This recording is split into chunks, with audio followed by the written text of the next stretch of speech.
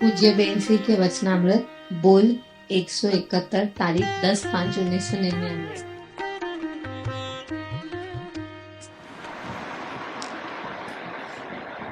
नमो अजंताणं नमो सत्ताणं नमो आयर्याणं नमो विभूताय नमो वैरे सर्वसाम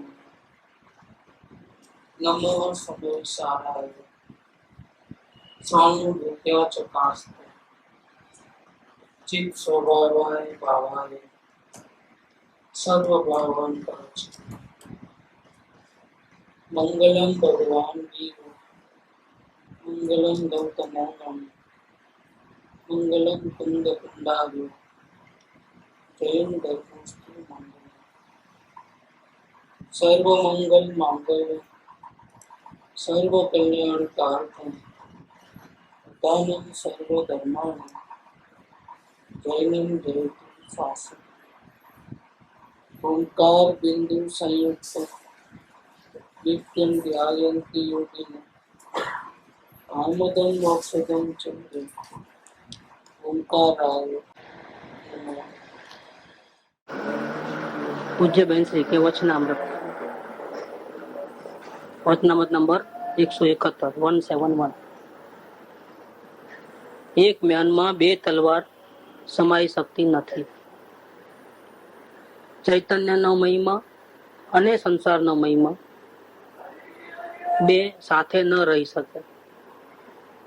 કેટલાક જીવો માત્ર ક્ષણિક વૈરાગ્ય કરે કે સંસાર અસરણ છે, અનિત્ય છે, એમને ચૈતન્યની સમીપતા ન થાય. પણ ચૈતન્યના મહિમા પૂર્વક જેને વિભાવોનો મહિમા છૂટી જાય, ચૈતન્યની કોઈ અપૂર્વતા લાગવાથી સંસારનો મહિમા છૂટી જાય, તે ચૈતન્યની સમીપ આવે છે.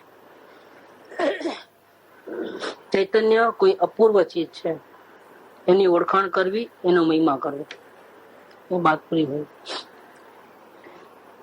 सम्यक दर्शन के बिना धर्म की शुरुआत नहीं है, क्योंकि सम्यक दर्शन में ही वस्तु का सच्चा स्वरूप समझ में आता है.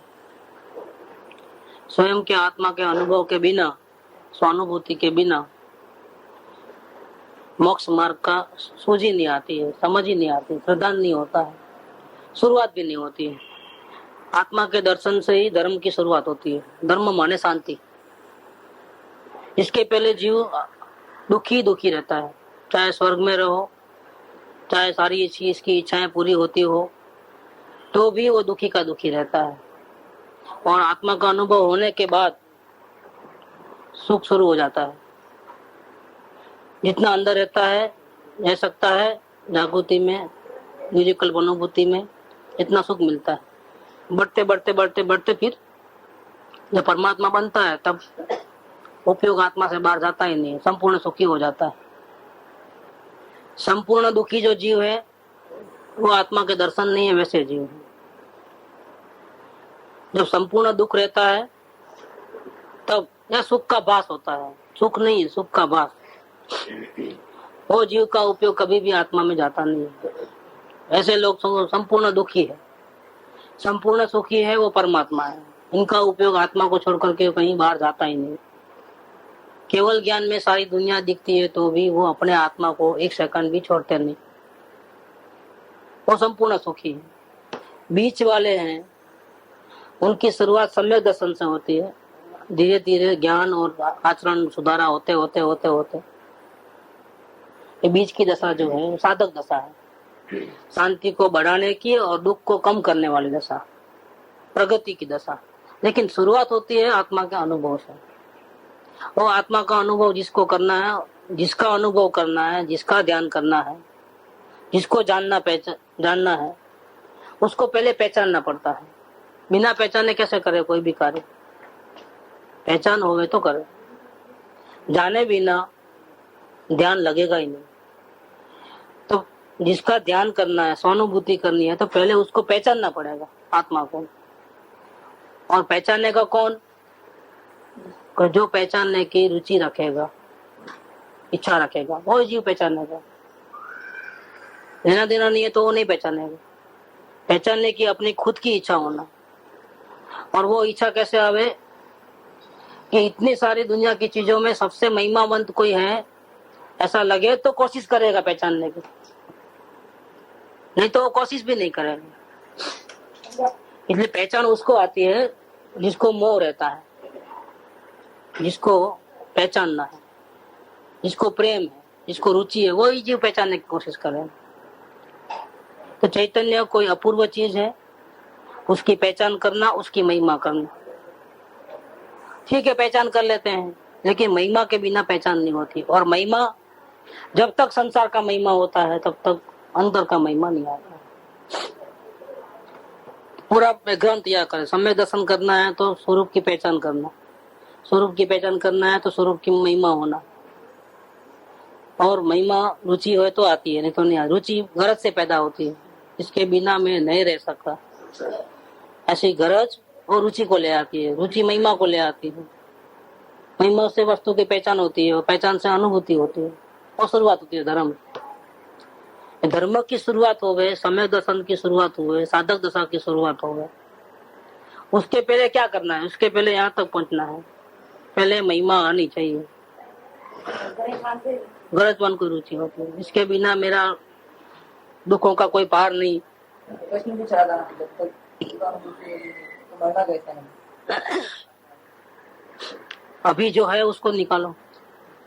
जैसे कोई ऐसा कहेगा कि मेरे जेब तो पूरे भरे हुए हैं चांदी से, अब आप सोना दोगे तो मैं कहाँ रखूं?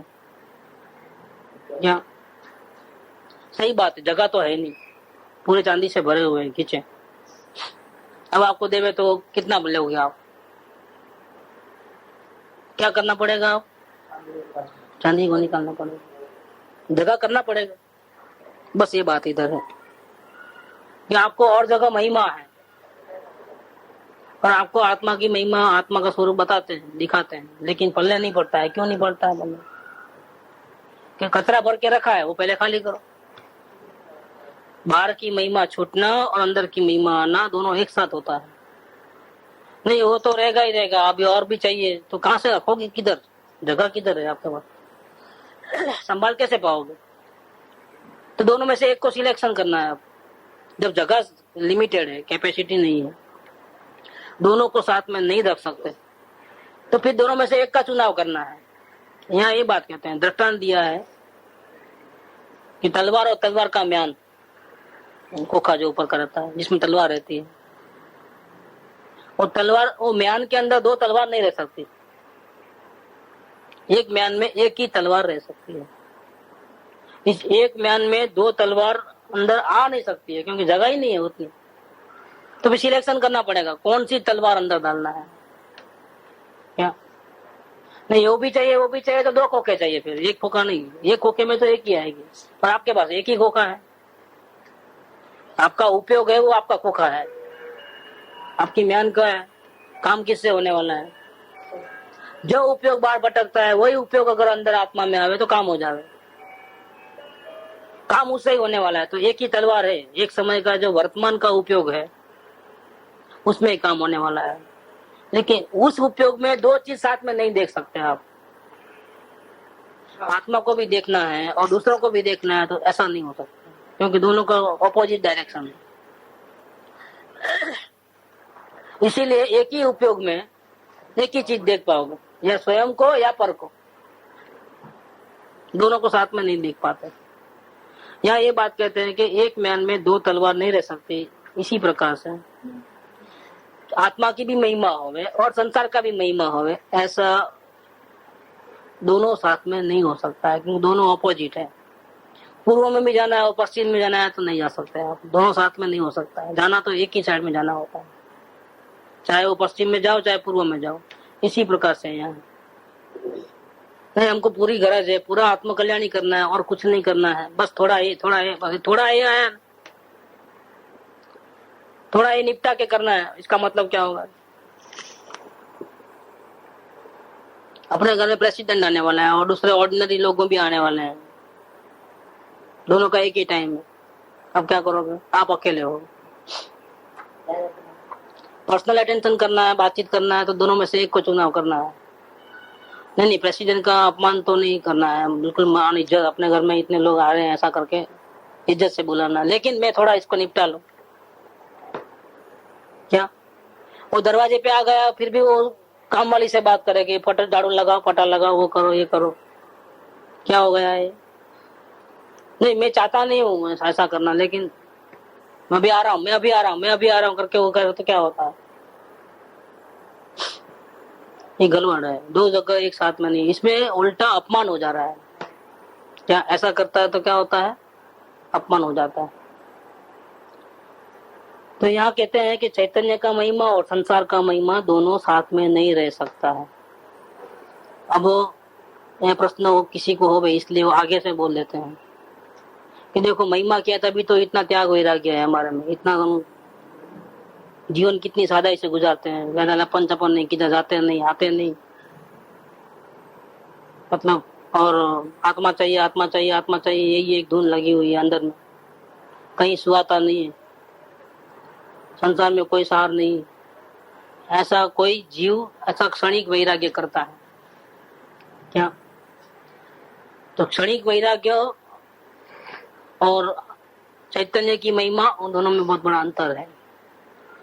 वो जीव वैरागी है, त्यागी है, बहुत पूजा भक्ति धर्म की क्रिया करता है, इसीलिए उसको आत्मा की महिमा है, ये जरूरी नहीं है। कोई इसको अगर आत्मा की महिमा ना समझ बैठे, त्याग को, वैराग्य को, धर्म की क्रिया को, इसीलिए वो कह दिया इधर कि कितने ही जीव सिर्फ क्षणिक वैराग्य करते हैं। क्षणिक माने क्या? ज्ञान के आधार से टिका हुआ नहीं। वो वैराग्य भी एक अज्ञान का वैराग्य भी होता है, एक ज्ञान का वैराग्य होता है, दोनों वर्ड।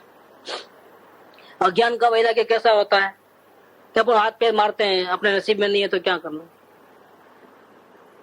इसलिए चाहना ही छोड़ दिया, अपेक्षा ही छोड़ दिया। ये कौन सा वैराग्य है? अगर अभी चांसेस हो तो हम हाथ पैर मारे, लेकिन चांसेस ही नहीं दिखाई देते हैं, और कोशिश बहुत कर लिया और थक हार गए, अब क्या? तो नहीं चाहिए। वो तो ऐसा होगा कि वो लोमड़ी जो है द्राक्ष के लिए छटपटाती है, कूदका मारती है, लेकिन वहां तक उसका जंप पहुंच नहीं सकता है। द्राक्ष के बगीचे में जाती है और जंप मारती है वो पकड़ने के लिए, लेकिन वहां तक उसकी पहुंच नहीं, थोड़े के लिए रह जाता है। बार बार कोशिश करते, जब थक जाती है तो वो क्या बोलती है? छी, ऐसी खट्टी द्राक्ष कौन खाएगा, क्या बोलती है? तो महिमा चले गई द्राक्ष खाने की? नहीं, द्राक्ष खाने की महिमा अंदर में है, खुद पहुंच नहीं सकती है। हाँ, खुद की कमी है, इसलिए बोलता है नहीं, खट्टी द्राक्ष हमको नहीं खाना है। मानाबाजी, अपने इसमें अपना ईगो आ गया है बीच में कि झुकना नहीं चाहते हैं, हमारी कमजोरी हम नहीं बताना चाहते हैं, हम हमारे ईगो को भी, हमारी कमजोरी को भी ये कहना चाहते हैं, नहीं ना, हम तो तैयार है लेकिन वो तैयार नहीं है, हम तो बराबर है लेकिन ये प्रॉब्लम था, वो प्रॉब्लम था। असल प्रॉब्लम अपने की ताकत नहीं थी, वो था आने की, और बताता क्या है कि वो खट्टी थी इसलिए हमने छोड़ दिया, द्राक्ष खट्टी थी इसलिए हमने तो छोड़ दिया। ज्ञान से समझदार, ज्ञान से समझेगा वो भी छोड़ेगा, और ये भी छोड़ता है क्या? चैतन्य की महिमा वाला भी छोड़ देगा, नहीं चाहिए, मेरे काम की चीज नहीं। और एक अंदर में तो पड़ा है लेकिन पहुंच नहीं सकता है, पा नहीं सकता है, पुण्य की कमी है, या अपने से कोई गलती होती है तो वो गलती दाग लेता है और बहाना कर देता है कि भाई वो खट्टी थी इसलिए हमने छोड़ दिया, तो वो भी छोड़ता है, ये भी छोड़ता है। फर्क क्या पड़ा? फर्क बहुत बड़ा पड़ता है। यहाँ चैतन्य की महिमा है और छोड़ा है, सार नहीं है पदार्थ में, जानकारी, ज्ञान पूर्वक वस्तु को, स्वरूप को समझ करके कहता है कि द्राक्ष मीठी हो या खट्टी हो, मेरे आत्मा को वो सुखी दुखी नहीं कर सकती, मेरे से भिन्न है, मेरा सुख मेरे पास है। ऐसे अपने स्वयं की सही जानकारी से उसका त्याग है, उदासीनता है। त्याग भी मत बोलो उसको, त्याग में तो निषेध आता है, राग में ग्रहण होता है, और इसमें क्या है, न निषेध है न ग्रहण है, इसमें उदासीनता है। तो उदासीनता का स्वरूप में क्या होता है कि दूर रहना होता है, वैराग्य दिखता है। तो ये सही वैराग्य है ज्ञान पूर्वक का। और दूसरे में क्या है कि त्याग है जरूर, भोगना नहीं है, दूर रहना है, लेकिन वहां कारण क्या है, कारण स्वयं की कमजोरी, लालसा अंदर में पड़ी है, लेकिन वो बताएगा ऐसा नहीं, हमको लालसा ही नहीं है, अंदर में पड़ी है। ये बात इधर कहते हैं कि કેટલાક जीवो मात्र क्षणिक वैराग्य करे कि संसार असरण से। क्षणिक क्यों कहा वैराग्य को कि वो असल में तो वो अंदर में महिमा पड़ी है और पुण्य की कमी है तो पा नहीं सकता है, कोशिश पूरी करे तो नाकाम जाती है, इसलिए बाद में समझौता करता है अपने माइंड के साथ कि क्यों बेकार का, जब मिलने वाली नहीं है तो क्यों दुखी होना, इसलिए करके उसका त्याग करता है। तो त्याग चाहे समझ के करो चाहे असमझ के करो, त्याग करना हो कौन सा भाव है, त्याग करना छोड़ दो। अगर त्याग नहीं करेगा तो क्या करेगा, तो कोशिश चालू रहेगी, टेंशन चालू रहेगा, दुखी रहना चालू रहेगा, आर्त ध्यान चालू रहेगा। और त्याग कर दिया तो आर्त ध्यान बंद हो गया, त्याग किया तो उसके विकल्प बंद हो गए जो बार बार उसको पाने के जो आते थे। तो बार बार पाने का इरादा हो वो तो पाप भाव है, और नहीं चाहिए ऐसा जो भाव है वो क्या चीज हो गया, ये पाप का उल्टा पुण्य भाव हो गया। पुण्य भाव से वापिस क्या होता है, ये नया पुण्य त्याग करके जो पुण्य बांधा है तब क्या होता है। पुण्य का ऐसा है कि आपको मर्जी हो या ना हो, आपको पुण्य को भोगना पड़ता है, आपको मर्जी हो या नहीं हो, लेवा देना नहीं। चैतन्य ने गलती की, पाप किया तो कर्मों का बुरा फल, प्रतिकूलता को भोगना पड़ता है। चैतन्य ने गलती की और पुण्य किया, चाहे जान के किया चाहे अनजान में किया। अनजान में मतलब इच्छा नहीं है और हुआ कि हम पा नहीं सके और हमने समझौता कर दिया, एडजस्टमेंट कर लिया, मन को शांत रखा, यहाँ तनाव में नहीं आने दिया, तो पुण्य का ही बात हो गया। पुण्य हुआ तो क्या हुआ, ये वैराग्य टिकने वाला नहीं है। क्यों कि ये वैराग्य से, त्याग से नया बंधन होता है। वो बंधन पाप का नहीं होकर के किसका होगा, पुण्य। और पुण्य का बंधन होगा तो फिर भविष्य में क्या होगा, आपको वैरागी बनना है तो भी बन नहीं सकोगे, ये पुण्य की सजा है। आपको संसार छोड़ना है, वो नहीं, हम आपको छोड़ नहीं सकते। ये बंधन देता है, एक पाप का बंधन रहता है, एक पुण्य का बंधन रहता है। अगर पुण्य का बंधन नहीं होता तो ज्ञानी पुरुष को भी कौन रोकता है, खास तौर पे मुनिराज को कौन रोकता है। मुनिराज को तो एक भी अशुभ भाव नहीं है, उनको रोकता कौन है, उनको पाप के भाव नहीं रोकते हैं। जो पुण्य बांधते हैं वो स्वरूप को पाने की कोशिश में जो स्वयं पुण्य बनता है वही वो सामने आता है, वो शरीर को खड़ा कर देता है, वो भी एक प्रॉब्लम है। इसीलिए व्यवहार रत्न त्रय जिसको बोलते हैं, पंचमहाव्रत के परिणाम, यहाँ तक कि जिस भाव से तीर्थंकर गोत्र बंधे, ऐसा उत्कृष्ट में उत्कृष्ट पुण्य भाव, वो भी ज्ञानी नहीं चाहते कि मेरे को ऐसा बंधन हो, क्योंकि अगर वो बांधे गया तो फिर आपको रहना पड़ेगा। तो सिमंदर परमात्मा ने तीर्थंकर गोत्र बांधा है, अब लंबी आयुष्य है, वो जब तक आयुष्य नहीं पूरी हो, इसके निमित्त से कई कितने लोग जो तीरने वाले वो उनको बोध नहीं मिलेगा, वो तीरेंगे नहीं, तब तक उनको जाने का नहीं है, सिद्धालय में नहीं जाना है, तीर्थंकर अवस्था में ही रहना है। इतना लंबा समय है कि अभी भविष्य में जो 24 आएगी यहाँ की, उसमें 13वां तीर्थंकर होगा, 13 तीर्थंकर हो जाएंगे, तब जाकर के सिमंदर भगवान का मुक्ति होगी, जब तक नहीं होने वाली है। जब तक रोज समोसन में उनका उपदेश वगैरह रहता है, वो धर्म सभा लगती है, लाखों जीव तीरते हैं, उनकी वाणी सुनते हैं, पाते हैं। असल में अपने को भी जो ये बात मिली है तो उनसे ही मिली है, सिमंदर भगवान से। गुरुदेव वहां थे और गुरुदेव वहां से लाए ये बात। इस काल में तो ये बात कहाँ सुनने को मिलती है। कृपालदेव के समय में भी इतनी बात खुली नहीं हुई जितनी बात गुरुदेव के समय में खुली हुई है। तत्व का सिद्धांत जो है, वस्तु स्वरूप को पाने के जो मूल सिद्धांत है, वो गुरुदेव ने खोले। कृपालदेव ने पात्रता कैसे बने उसका बात किया, इसके योग्य कैसे बने, लेकिन बात खुली किसने की, तत्व ज्ञान। कोई समझो नहीं समझो, एकदम ओपन बात तो गुरुदेव ने की। वो बात कहाँ से लाई, सिमंदर परमात्मा से वो बात आई। तो उनका अपने पर इस प्रकार से उपकार है। अपने भाग्य खुलने वाले थे तो वहां से बातें आई, वहां से गुरुदेव यहाँ आए, खुद को ऐसा अंदर से भान होते गया, सत्य की खोज में गए, समय साथ देखे तो पकड़ लिए लाइन और मैचिंग हो गई। भगवान की वाणी है वही बात, इसलिए गुरुदेव के प्रवचन में बार बार वो बात आएगी।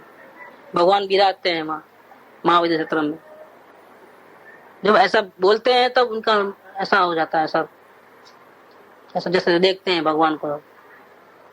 पूर्व दिशा में भगवान विराजते हैं महाविद्या क्षेत्र में, ये उनकी वाणी है। हम तो आड़तिया है, आड़तिया माने क्या? दलाल।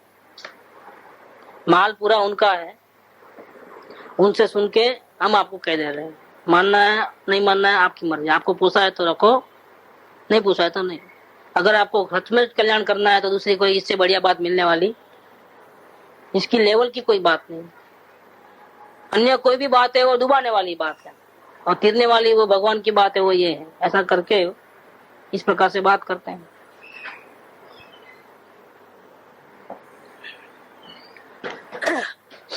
तो કેટલાક જીવો માત્ર ક્ષણિક વૈરાગ્ય કરે છે। ક્ષણિક वैराग्य में अंदर से पर पदार्थ की महिमा जाती नहीं है, लेकिन पुण्य की कमी के कारण वो आ नहीं सकते, तो फिर चाहना छोड़ देते हैं। अंदर में पड़ी रहती चाहना, पाप का उदय मिलता नहीं है कोशिश करने पर भी, तो चाहना छोड़ देते। ये चाहना छोड़ना, उसके बिना चला लेना, त्याग वृत्ति में रहना कितना दिन? क्योंकि त्याग वृत्ति आई तो वापिस पुण्य बंधे, पुण्य बंधे तो वापिस आप नहीं चाहते वो भी वो चीज मिलेगी आपको, आप भगाते हो और वो वापिस आ जाएगी। जैसे पाप का उदय प्रतिकूलता जीव को दुखी करती है, वैसे पुण्य का उदय आता है तो आपको कोई छोड़ने वाला नहीं। पैसा नहीं चाहिए तो आएगा, गाड़ी नहीं चाहिए तो आएगा, जाओ जलाली नहीं चाहिए आएगा, सत्ता अधिकार नहीं चाहिए आएगा, इज्जत आबरू नहीं चाहिए तो भी आएगा। आप भले चाहो नहीं चाहो, आपका लेना देना नहीं है। पुण्य का संबंध ऐसा रहता है कि जीव फंस गया, कॉन्ट्रैक्ट हो गया स्वयं की गलती के कारण, पुण्य बांधा इसलिए। अगर अपने आत्मा में रहता तो कोई प्रॉब्लम नहीं था। तो आत्मा में रहता तो ज्ञान पूर्वक का वैराग्य होता। आत्मा में रहने वाला भी त्याग करता है, आत्मा में रहने वाला भी संयोगों का त्याग करता है, और पुण्य का उदय नहीं हो वो भी समझौता करके त्याग करता है, एडजस्टमेंट कर लेता है। एक में तो ज्ञान है और एक में अंदर में कसाय पड़ा हुआ है, लेकिन अभी बाहर में मौका नहीं, दबा देता है। नहीं, अभी मौका नहीं है, अपनी चलने वाली नहीं है, इसलिए छोड़ दो, सामने से ही छोड़ दो। कौन उपाधि करे? आपका उदय होता है तो आपकी एक भी नहीं चलती है, लटकी खालो नहीं चलती है, सारे के सारे प्रयत्न आपके फेल जाते हैं। जीव को बहुत थकान और बहुत विकल्प होते हैं, तो फिर छोड़ना ही पड़ता है। वो छोड़ना वो त्याग नहीं है, वो छोड़ना वो चैतन्य की महिमा नहीं है। अगर वो त्याग होता तो चैतन्य की महिमा होनी चाहिए, वो तो है नहीं। जैसा ज्ञान किसको कहे, आगे बोल आएगा एक कि ज्ञान किसको कहना, कि ज्ञान इसको कहे कि आपके पास ज्ञान है लेकिन आनंद नहीं है, तो फिर वो ज्ञान नहीं है। वो ज्ञान है तो आनंद मिलना ही चाहिए, आपको राजीपा होना चाहिए, संतोष होना ही चाहिए। अंदर में असंतोष, बेचैनी, खलबली, क्या करूं क्या नहीं करूं पड़ा है, तो आपके पास नॉलेज ही नहीं है, नॉलेज में ही कमी है। ज्ञान वही सच्चा, साथ में आनंद आवे तो। इसी प्रकार से आपका त्याग वैराग्य तभी सच्चा कि जब अंदर में आत्मा का आधार लिया है, ज्ञान का सहारा है, तो ही। ज्ञान का सहारा नहीं है और आप सही त्याग करते हो तो त्याग नहीं है, ये बात कहते हैं।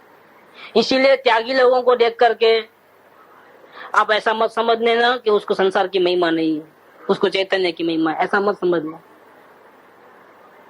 उन्होंने अपने कसाय भावों को दबाया हुआ है, ऐसा भी हो सकता है, वो रियल नहीं है, वो रियल चैतन्य की महिमा नहीं है। इसलिए કેટલાક जीवो मात्र क्षणिक वैराग्य करे कि संसार अशरण है, संसार में कोई हमको शरण देने वाला नहीं है, अपनी चलने वाली नहीं है, कोई अपनी सुनता नहीं है, अनित्य है, मिल जाए तो भी हमेशा रहने वाला नहीं है, कभी भी निकल जाने वाला है, छूट जाने वाला है, इसलिए हमको नहीं चाहिए। तो उन जीवों को चैतन्य की समीपता नहीं होती है, ऐसे कसाय को दबा करके एकांत रूप से ये संसार असरण है, अनित्य है, ऐसा एक साइड से सोच करके, और आत्मा के बारे में कुछ पता ही नहीं, ऐसे जीवों को चैतन्य की समीपता नहीं होती है। दर्शन और समीपता दोनों में फर्क है। भाव भाषण होना वो समीपता, और दर्शन होना माने प्रत्यक्ष, नजीक आना और हाथ मिलाना। नजीक आना वो समीप होना, नजीक आए, सामने सामने बिल्कुल करीब आ गए, लेकिन अभी भी हाथ नहीं मिलाए हैं। हाथ मिलाना वो दर्शन, टच होना। तो यहाँ कहते हैं कि जिसको झूठा त्याग वैराग्य है, वो भी डर के मारे, संसार के डर के मारे, संसार असरण है, असार है, अनित्य है, ऐसा इसलिए संसार में रहना नहीं है। बहुत दुख, चारों ओर दुख ही दुख है, दुख ही दुख है, टेंशन ही टेंशन है, इसलिए हमको संसार में नहीं रहना है, इसलिए हम सबको छोड़ देते हैं, सबका त्याग करते हैं। तो फिर बोलते हैं कि यहाँ पर एकांत में ऐसा है और साथ में ज्ञान नहीं है आत्म स्वरूप का, किसी का आधार लिया हुआ नहीं है परमात्मा का, तो वैराग्य होने पर भी उसको चैतन्य के दर्शन होने की तो क्या बात, चैतन्य के करीब में भी नहीं आएगा। ये बात बोले, दर्शन तो बहुत दूर की बात है, हाथ मिलाना तो बहुत दूर की बात है, नजीक भी नहीं आएंगे। वैराग्य होने पर भी चैतन्य की समीपता उसको नहीं होती है। त्याग वैराग्य होने पर भी, संसार असरण है, अनित्य है, ऐसा मानने पर भी, संसार के दुखों का अनुभव होने पर भी, जब तक चैतन्य को नहीं देखा, ज्ञान का सारा नहीं लिया, तब तक वो जो साइड है, वेदना, जुड़ना, चिंतना, अवलोकन चाहे जितना हो, जब तक यहाँ प्रभु के दर्शन नहीं है, उसका सपोर्ट नहीं है, सब बेकार है, एक क्षण भंगुर है। क्योंकि ये इतना तक आया है वेदना जुड़ना में, संसार का रस तो टूटा है, इससे पुण्य बंधे गया है, अभी परमात्मा मिला नहीं है। जब परमात्मा मिलेगा तब वितरागता की शुरुआत होती है, तब तक तो पुण्य ही बनता है, पुण्य होता है भूमिका अनुसार, लेकिन जब तक वही है, अकेली चीज है और अंदर में स्वरूप के दर्शन नहीं है, स्वरूप का महिमा नहीं है, तब तक आत्मा की समीपता भी होने वाली नहीं है। शरत रखो आप, वेदना तो होनी ही चाहिए, जुड़ना तो होनी चाहिए, चिंतना तो होनी चाहिए, संसार तो असरण है, असार है, उसकी महिमा नहीं होनी चाहिए, बिल्कुल, लेकिन आधी बात है, पूरी बात नहीं है। पूरी बात किसको कहना कि संसार असार लगना चाहिए, अनित्य लगना चाहिए, असरण लगना चाहिए, संसार में कहीं भी सुख नहीं है ऐसा लगना चाहिए, संसार में अकेला दुखी दुख है, कहीं भी कुछ फायदा होने वाला नहीं है, ये एक साइड है, बराबर है, आप ही नहीं है वो, साथ में वो साइड आना चाहिए कि आत्मा ही एक सार है। पूरा संसार आसार लग रहा है, पूरा संसार आसार लग रहा है, लेकिन आत्मा में सार है वो नहीं मालूम, नहीं चलेगा वहां से वापिस, क्योंकि ये आसार लगता है वो पुण्य का कारण का बनता है, और अंदर आत्मा का महिमा नहीं है, और पुण्य का उड़े आ जाएगा वापिस, क्या होगा? पुण्य के उड़े में भगवान कभी याद नहीं आते हैं, चले फंस गया, हो गया बात छुट्टी। ये पुण्य का उधर बहुत खतरनाक है, फिर वो उसको अंदर की लाइन नहीं मिलती है, इसीलिए आसार लगना उतना ही काफी नहीं है, संसार आसार लगना उतना काफी नहीं, चैतन्य ही सारभूत है, ऐसा अंदर में महिमा आना हो। इसीलिए जो तलवार की बात निकली है तो वो बात बहुत अच्छी है, जो सोगाणी जी को पूछे गए, उनको ऐसा पूछा गया कि गुरुदेव बोलते हैं, गुरुदेव की बात भी हमको अच्छी लगती है और संसार भी हमको अच्छा लगता है, दोनों हमको अच्छा लगता है। गुरुदेव की बात माने आत्मा की बात, गुरुदेव की बात में तो आत्मा की महिमा है, वो भी उनको अच्छा लगता है, और संसार में भी पैसा रुपया, पैसा, इज्जत, आबरू, वो भी हमको अच्छा लगता है। और गुरुदेव ऐसा कहते हैं कि एक म्यान में दो तलवार नहीं रह सकती, हमारे पास तो रहती है, देखो दोनों तलवार, इधर का ही महिमा है, उधर का ही महिमा है, तो क्या बोले कि आपको इधर का महिमा है और गुरुदेव की बात अच्छी लगती है, ऐसा हो ही नहीं सकता है। फिर भी अगर है तो पुण्य का प्रकार है, एक पाप का प्रकार है, एक पुण्य का प्रकार है, दोनों में आत्मा तो है ही नहीं। इसीलिए वो दोनों की तलवार है, एक ही तलवार है, चाहे वो पाप की हो चाहे पुण्य की हो, वो आश्रम की तलवार है। क्या हो सकता है कभी संसार अच्छा लगता होगा, वो पाप की तलवार हो, और कभी गुरुदेव की बात, आत्मा की बात सुनना अच्छा लगता होगा, तो वो पुण्य की तलवार है। वो पुण्य की तलवार हो या पाप की तलवार हो, दोनों एक ही तलवार है, वो संसार की तलवार है। दोनों को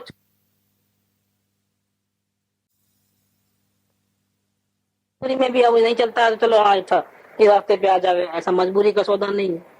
अंतर से ही अंदर से आवाज आना चाहिए कि मुझे इस दुनिया में कुछ नहीं चाहिए, न पुण्य करना है न पाप करना है, न ये करना है न वो करना है। करना नहीं करने की बात नहीं होकर के ज्ञान के सहारे जानने देखने मात्र रहना है, इसके अलावा मुझे कुछ करना धरना नहीं रहे।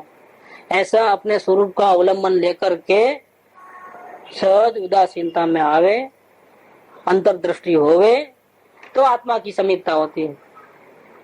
आत्मा ही केंद्र बिंदु में नहीं, और अकेला संसार दुखमय दुखमय दुखमय दुखमय लगता है, हकीकत है दुखमय ही है, और दुखमय लग रहा है वो भी ठीक है, लेकिन फिर क्या, फिर तो सिर्फ रोना ही आया नसीब में। तो कुछ ऐसे लोग आए कि जिसको संसार में दुख होने पर भी अच्छा लगता है, तो थोड़ी देर का हंसना है, बाद में रोना ही है उनका, और इनका अभी से रोना शुरू हो गया। कौन सा संसार दुखमय है, दोनों ही गलती में है। जब तक अंदर का साथ नहीं मिला, अपने परमात्मा का साथ नहीं मिला, दोनों गलती में है। तो ऐसे क्षणिक वैराग्य से कोई चैतन्य की समीपता होती ये नहीं है, इसलिए वो है ऐसा नहीं मानना।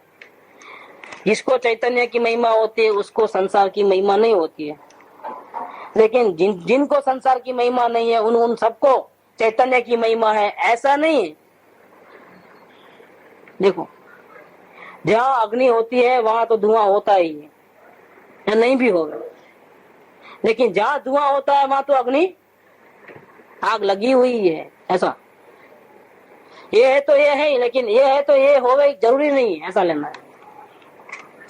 इसका मतलब क्या कि जहाँ धुआं दिखता है वहां तो अग्नि लगी है, आग लगी हुई है, लेकिन ये जरूरी नहीं है कि जहाँ आग लगी हो वहां हर जगह धुआं ही धुआं हो, ये जरूरी नहीं है। विदाउट फ्लेम के भी आग लगती है, जैसे गैस की आग है वो फ्लेम रही थे, मोमबत्ती की आग है वो धुआं वाली है, अगरबत्ती की वगैरह की वो धुआं वाली है। तो यहाँ पर भी ये बात है कि जिसको चैतन्य की महिमा है उसको संसार की महिमा हो ही नहीं सकती, ये तो पक्की बात है। लेकिन जिसको संसार का त्याग वैराग्य महिमा नहीं है ऐसा दिखता है, उन सबको चैतन्य की महिमा है ऐसा कोई जरूरी नहीं है, धोखे में नहीं रहना। अगर ज्ञान का सहारा नहीं है तो ये जो महिमा नहीं है संसार की, जो त्याग वैराग्य है वो क्षणिक वैराग्य है, और ऐसे क्षणिक वैराग्य से तो चैतन्य के दर्शन तो बहुत दूर की बात है, चैतन्य की समीपता भी नहीं होगी, नजीक भी नहीं आएगा, दूर दूर चले जा रहा है, दूर चले जा रहा है। आत्मा की बात अच्छी लगती है, वो भी दूर बहुत दूर है, अभी नजीक नहीं आया है, ऐसा ले रहे हैं। पर चैतन्य ना महिमा पूर्वक जहाँ केंद्र बिंदु में अपना भगवान है, उसकी महिमा है, उसकी रुचि है, उसका शरण है, उसका आधार लिया है, अंतर्मुखता प्रकट हुई है, मैं हूँ जानने देखने वाला ऐसा अनुभव में आ रहा है, उसकी हाजिरी का अनुभव है, अस्तित्व का स्वीकार है। ऐसी उसकी महिमा पूर्वक ये होवे और विभाव का रस छूट जावे, ये होवे और विभाव का रस छूट जावे। चैतन्य की महिमा पूर्वक विभावों का मतलब राग द्वेष का, महिमा माने रुचि छूट जावे। चैतन्य की कोई अपूर्वता लगने से, कोई अलौकिक में भगवान आत्मा हो ऐसा अपूर्वता लगे, ऐसा कोई नहीं दुनिया में।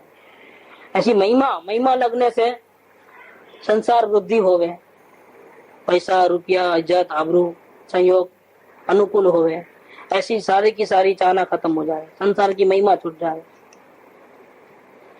चैतन्य के आधार पूर्वक संसार की महिमा छूटे तो वो चैतन्य की समीप आता है। अभी तो समीप आया है, समीप आने के लिए इतना है। अब समीप आएगा तो पहचान होने का चांसेस है, फिर अनुभव होने का चांसेस है। जो समीप ही नहीं आया वो तो पहचान भी नहीं होगी और अनुभव नहीं होगा।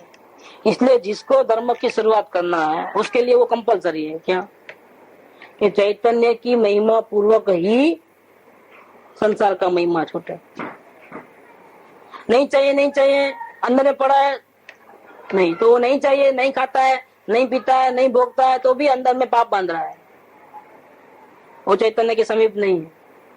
बाहर से तो नहीं, नहीं है, नहीं नहीं नहीं नहीं, त्याग त्याग त्याग है, अंदर में भाव पड़ा है, उसको चैतन्य की समीपता नहीं। भले ही बाहर में भूखा रहे, पैसा रहे, उपवास करे, संसार को न भोगे, तो भी आत्मा मिलने वाला नहीं।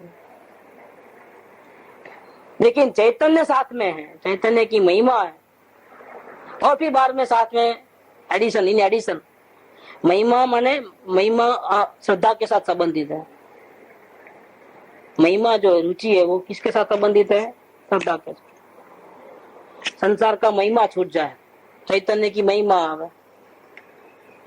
अब ऐसा हो सकता है उल्टा, कि अंदर में चैतन्य की महिमा हो, रुचि आत्मा की हो, और बाहर में पुण्य के उदय से संयोग बहुत अच्छे हो, सब कुछ खाता पीता भोगता हुआ दिखाई दे, तो उसको चैतन्य की महिमा है कि नहीं है? संसार का त्याग वैराग्य है कि नहीं है? क्या है? खाता पीता है ना, भोगता है ना, तो भी उसको है। देखो उल्टा, क्योंकि महिमा का संबंध है आचरण से नहीं है, दिखावे से नहीं है। महिमा का संबंध किसके साथ है? श्रद्धा के साथ है। मानता क्या है अंदर में? सब कुछ खाता पीता भोगता हुआ है, दिखता देता है संयोगों में, हंसता चेहरा है, लेकिन फिर भी महिमा चैतन्य की हो सकती है, संसार की महिमा नहीं हो सकती है। ऐसा कैसे होता है? बिना महिमा के हंसना कैसे हो सकता है? राजी राजी कैसे हो सकता है? संयोग भले ही मिले लेकिन इसका भोगना कैसे हो सकता है? अरे ना दो, पुण्य के कारण टीवी आया, आने दो, देखना नहीं। भोगता क्यों है? क्या भोगना भी नहीं? अगर सही में चैतन्य की महिमा हो, देखना ही नहीं, पलीपन पड़ा है। न देखे तो ही में चैतन्य की महिमा, देखे तो चैतन्य की महिमा नहीं। ऐसा नहीं है। क्यों? कि नहीं देखना वो आचरण का गुण धर्म है, और महिमा होना नहीं होना वो किसका गुण धर्म है? श्रद्धा का।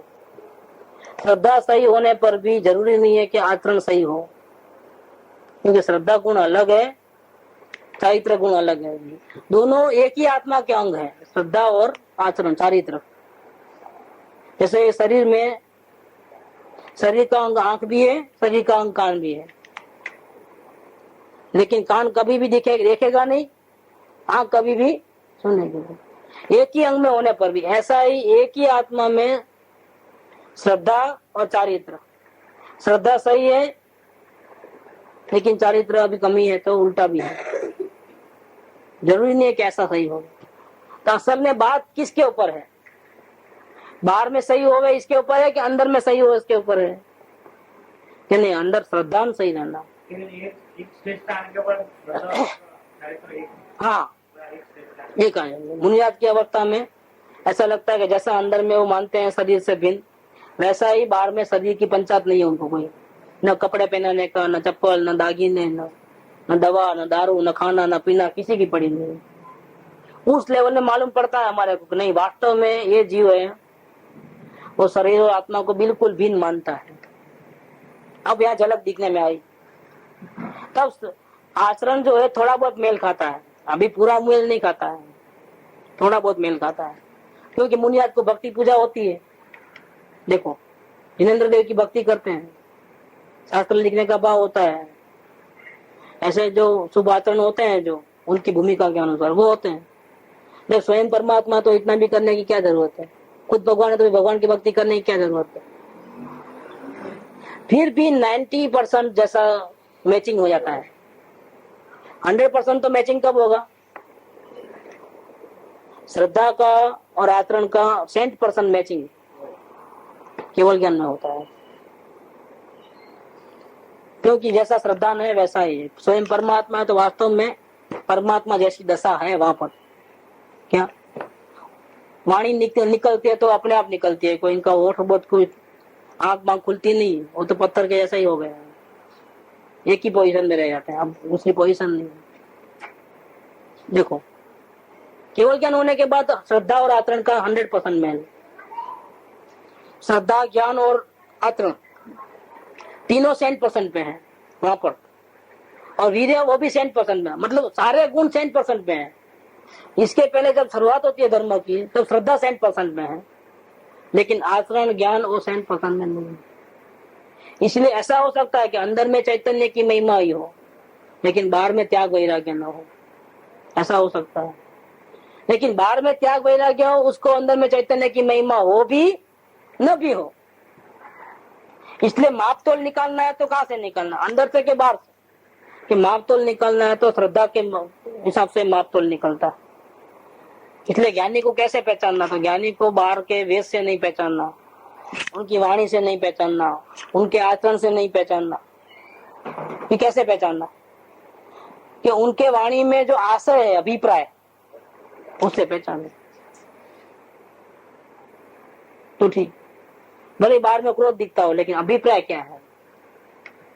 अभिप्राय को देख करके नक्की करना है कि सही है कि गलत।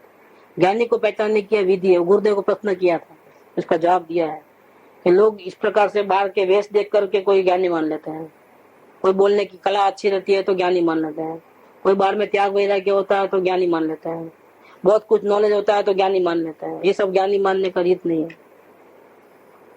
ज्ञानी को पहचानना है तो उसके अंतःकरण के अभिप्राय को पकड़ करके नक्की करना है कि करना नहीं करना वो अभिप्राय है, कि जानना देखना उसका अभिप्राय है। अभिप्राय वो जो पहचानना है वही पहचान, सब लोग नहीं पहचानता। जिसको शांति चाहिए, जिसको शांति ही चाहिए और कुछ नहीं चाहिए, ऐसा जो छूटने वाला, दुखों से छुटकारा चाहता है, ऐसा जो मुमुक्षु जीव है, निकट मोक्षगामी होता है, वही जीव ज्ञानी को पहचानता है।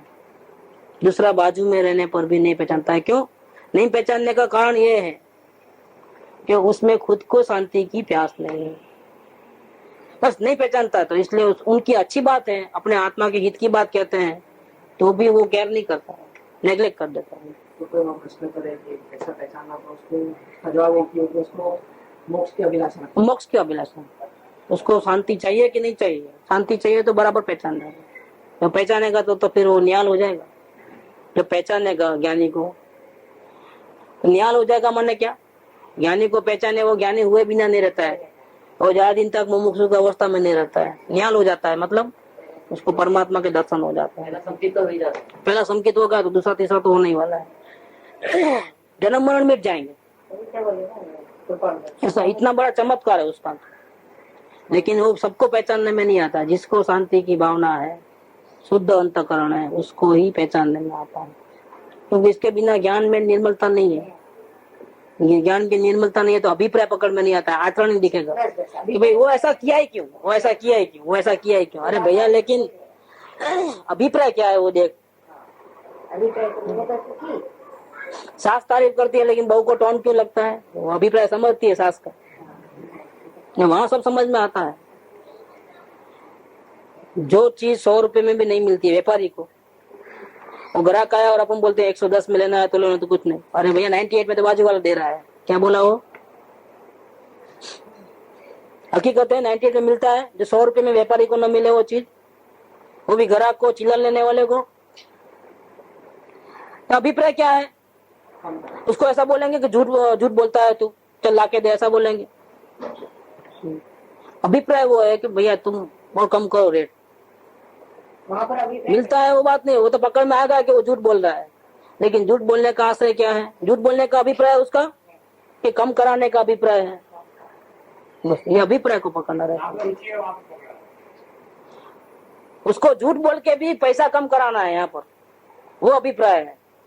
अगर उसको बोलेंगे तो भाई वहां जाके ले लो, तो क्या बोलेगा? कुछ तो कम करो यार, बोलेगा। देखना आप, अगर ऐसा है तो फिर आप वहीं ले लो, आपको फायदा रहता है। तो क्या बोलेगा?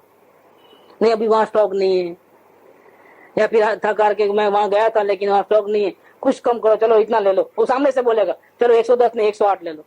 देखना आप, उसका अभिप्राय झूठ बोलने का था ही नहीं, उसका अभिप्राय तो कम कराने का था। झूठ कब तक रहेगा? व्यापारी के सामने झूठ कब तक बोलेगा? वो तो पता चल जाता है फौरन के सामने वाला सही बोलता है कि नहीं बोलता। और व्यापारी तो अगर झूठ बोलने जावे तो धंधा ही नहीं होगा, क्योंकि विश्वास टूट जाता है। क्या हर बार को चेकिंग थोड़ा करता है, हर बात का टेस्टिंग थोड़ा करता है? उतनी फुर्सत रहती है क्या? वो तो एक सेलिंग जमी तो जमी, बस भरोसा आया तो आया, बार बार चेकिंग नहीं होता है उसको। एक विश्वास बैठ गया तो चले गाड़ी। घड़ी घड़ी करे तो कितने का फिर धंधा करे, माल बेचे के फिर यही चेकिंग करता रहे, वो नहीं होता है। व्यापारी में धोखाबाजी चलती नहीं है। वो तो बिल्कुल प्योरिटी ईमानदारी से रहे तो धंधा नहीं होवे तो भी 4 गुना होगा, क्योंकि अभिप्राय समझ में आएगा कि ये बात झूठ करने वाला नहीं है, इसका अभिप्राय झूठा नहीं है, ईमानदारी से धंधा करने वाला है। अभिप्राय समझ में आया तो अंधा बन जाता है, फिर वो देखता नहीं, चेक नहीं करता। बस जो भी रोल है ना, जो एक्शन का पूरा आधार है, वो पूरा अभिप्राय के ऊपर रहता है। अभिप्राय सही है तो लाइन क्लियर है, अभिप्राय में कहीं भी रॉन्ग है तो बहुत बच के रहना। अभिप्राय है ना बहुत बड़ा खतरनाक है। बाहर से चाहे कितने भी मित्रता हो, लेकिन अभिप्राय में दुश्मनावट भी हो सकती है। वो मित्रता के बहाने करेगा, ऐसे मित्र से तो दुश्मन अच्छे हैं, क्योंकि वो सामने दिखाई देते हैं, ये दिखाई नहीं देता, ये पर्दे के पीछे दुश्मनावट रहती है। अभिप्राय का बहुत बड़ा रोल रहता है। यहाँ ये कहते हैं कि भले ही वैराग्य है बाहर में, अभिप्राय संसार का ही है, चैतन्य की महिमा नहीं है, चैतन्य के नजीक भी नहीं आएगा, दर्शन तो बहुत दूर की बात होगी। तो ये कहते हैं कि चैतन्य की कोई अपूर्वता लगने से संसार का महिमा छूट जाएगा। वही जीव चैतन्य के समीप आता है। चैतन्य कोई मामूली चीज नहीं है, अपूर्व चीज है। इसकी पहचान करना, उसकी महिमा करना, ऐसा करने अस्थि से ऐसा करो तो संसार का महिमा छूटेगा वास्तविक ढंग से।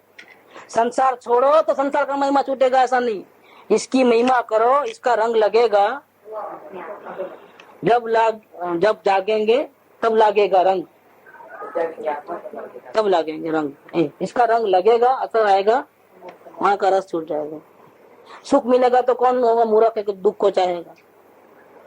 फिर तो संसार को पलट के भी नहीं देखेंगे। इसलिए अंदर का यहाँ पर आ जाओ, स्वरूप की तरफ आओ, उसकी पहचान करो, उसकी महिमा करो। इसकी महिमा आएगी तो फिर ऐसा कोई मूर्ख नहीं है कि संसार को नहीं छोड़ेगा। छोड़ने में भी खुशी खुशी खुशी छोड़ेगा। मुनिराज जब जाते हैं, गृहस्थाश्रम छोड़ करके जंगल में जाते हैं, रोते होते नहीं जाते हैं कि अब सबका साथ छूट जा रहा है, घर परिवार वाले सब अलग अलग नहीं, हंसते हंसते जाते हैं। हाँ, सब मेरा साथ, जान छुट्टी सबसे, अब मैं खुशी खुशी में यातना करूंगा। ऐसे अंदर में बहुत उमंग रहता है और छोड़ते हैं। दुखी होने के लिए कोई जंगल में नहीं जाता है, सुखी होने के लिए जंगल में गया।